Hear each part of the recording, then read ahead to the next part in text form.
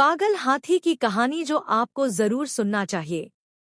एक आश्रम में हवन का आयोजन किया गया और इस हवन में कई सारे राजाओं को आने का निमंत्रण दिया गया।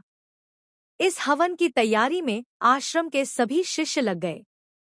तभी इन शिष्यों के पास आकर इनके गुरु इनसे कहते हैं, हवन करने के लिए हमें कई सारी लकड़ियों की जरूरत पड़ेगी, इसलिए आप सभी जंगल जाकर वहां से लकड़ियां ले आएं।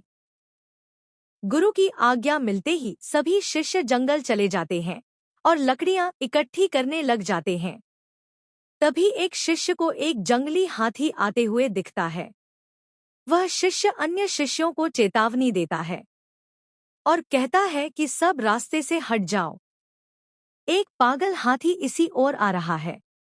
अपने साथी की बात सुनकर हर कोई रास्ते से हटने लग जाता है, लेकिन एक शिष्य रास्ते से नहीं हटता और लकड़ियां इकट्ठी करने में लगा रहता है।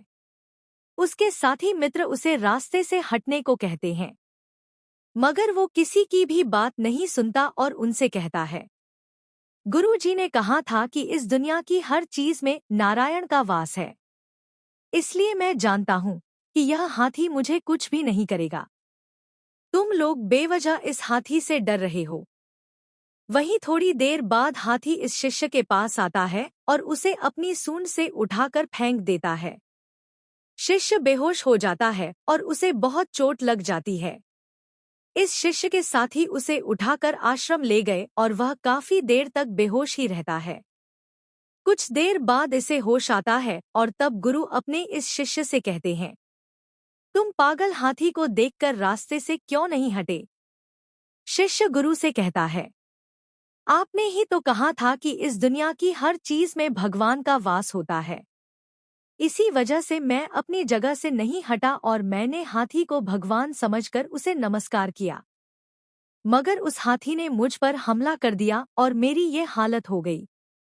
अपने शिष्य की यह बात सुनकर गुरु उसे कहते हैं, हाँ, मैंने तुम्हें कहा था कि इस दुनिया के हर जीव में भगवान का वास होता है, लेकिन जब अन्य शिष्य तुमको वहां से हटा रहे थे, तब तुमने उनकी बात क्यों नहीं माना?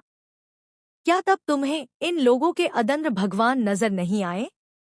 इंसान को सदा हालातों को देखकर ही निर्णय लेना चाहिए और हमेशा अपने दिमाग का इस्तेमाल करना चाहिए।